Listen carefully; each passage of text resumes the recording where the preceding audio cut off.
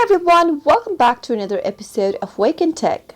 I'm back with another tutorial video on how to fix Telegram notification.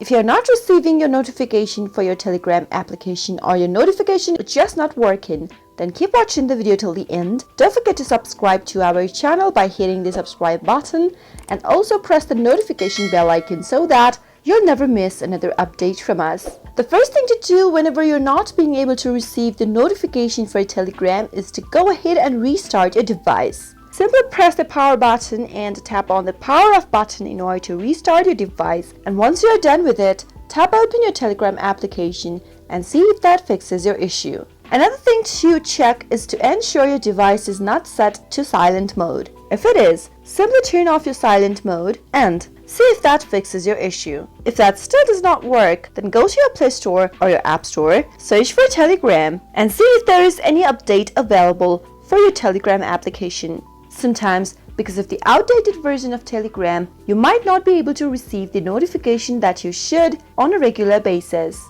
Another thing to do is to go to your settings if nothing else works and tap it on. From the settings menu, go through the apps option and tap it on. From the list of the applications that are installed on your device, search for Telegram and open up the app info page. From this page, tap on storage, tap on clear cache at the bottom right corner, and then go back to your Telegram application to see if your problem has been fixed. You can also go to the same app info page, scroll a bit down under app settings and tap on the notifications option. See if the notification option is allowed or not. If it is not, simply enable the button and go open up your Telegram application. Those were some of the fixes that you can try out whenever you're not being able to receive your notifications on Telegram. I hope the tutorial was helpful. If it was, go ahead and give us a thumbs up.